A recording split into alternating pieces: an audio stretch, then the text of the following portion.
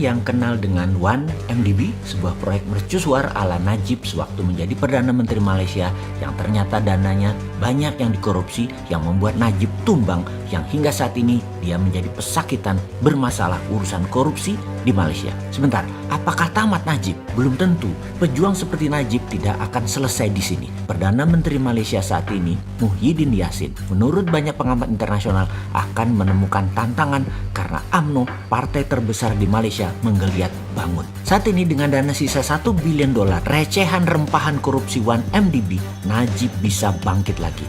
Mahathir sudah mulai lemas tak berdaya membangun partai namun tak akan berhasil melawan Najib ke depannya. Lalu musuh abadi Mahathir, Anwar Ibrahim, juga tidak dapat tempat di kabinet serta tidak berpeluang memimpin pemerintahan mulai kekurangan tenaga saat ini. Tenaga atau daya dalam politik di Malaysia adalah uang. Najib Razak, UMNO masih terlalu sakti untuk jangka panjang permainan politiknya. Maka Bosman sejak beberapa saat yang lalu selalu mengingatkan bagaimana cara berpolitik negara Tiongkok, negara Amerika yang berbeda-beda, juga beda dengan di Asia Tenggara. Harus dipahami bagaimana cara bernegaranya Tiongkok, bernegaranya Amerika itu. Dan sekarang kita belajar Asia Tenggara bagaimana bernegaranya. Ada Myanmar yang kuat militernya, juga Vietnam dan Thailand yang juga punya gaya sendiri bernegaranya, juga kuat di militernya. Malaysia mirip Indonesia, dunia politiknya kuat di duit dan kuat oligarkinya bermain. Militernya di Indonesia dan Malaysia sudah kempes, tidak sekuat Thailand, tidak sekuat Myanmar, dan tidak sekuat Vietnam berpolitiknya. Menjadi penguasa di Indonesia dan Malaysia ada kemiripan dari cara mencapainya. Kekuatannya di uang. Kalau di Filipina kekuatannya di nama besar dan populerisme. Model Amerika, Malaysia dan Indonesia sekali lagi kekuatannya di modal uang. Kembali ke Malaysia, UMNO, partai terkuat ini akan bangkit lagi dengan geng Najib yang akan memimpin. Rasanya di tahun 2023 Najib bisa berkuasa lagi atau proksinya Najib yang jadi. UMNO sekali lagi akan berkuasa lagi. Najib akan lepas dari berbagai jeratan yang dituduhkannya nanti. Dari mana dana Najib bergerak? Dari rempahan receh dari sisa-sisa 1MDB. Masih ada sekitar 1-2 bilion dolar yang akan dimainkan oleh Najib. Bahaya ini orang, tetapi begitulah bernegara di Malaysia. Karena itu Malaysia itu negara yang sangat proteksionis dalam hal kekuasaan.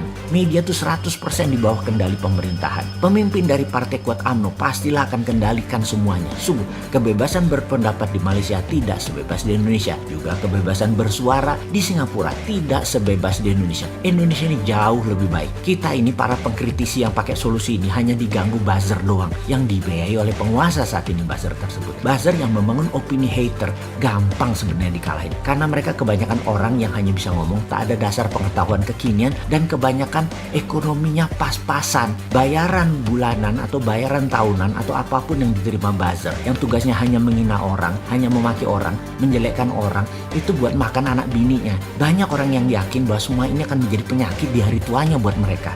Gak berkah. Karena itu buzzer jangan dilawan, malah minta diserang. Konsep-konsep solusi kita tuh minta diserang biar mereka ada kerjaan. Dan ketika mereka mulai menjelek-jelekan kita, itulah masa kita dapat berkah dan mereka dapat tulah. Lihat hari tuanya para buzzer itu nanti. Lihat penyakit apa yang mereka akan derita berserta keluarganya. Kita tunggu deh kabar dari mereka. Balik ke 1MDB. Pasti akan membuat Malaysia kembali menjadi negara berpartai kuat, menjadi negara nepotisme lagi, dan oligarki kembali berkuasa seperti zaman Mahathir dulu dan zaman Najib dulu. UMNO akan kuat lagi. Sekarang ke negeri jirannya Malaysia, Indonesia tercinta. Indonesia muncul SWF. Nah, ini nih seru. Begitu Pak Presiden mengatakan siap dikritik dan Pak Menteri Pramono juga mengatakan pemerintah siap dikritik keras, maka di sini tantangannya. Kita mau mengkritik nih, bener lapang hati ya, atau hanya menjebak nih. Tapi apa sontoloyo keder?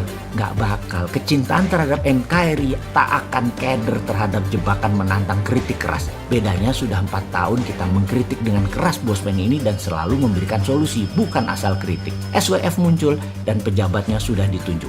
SWF berbentuk lembaga.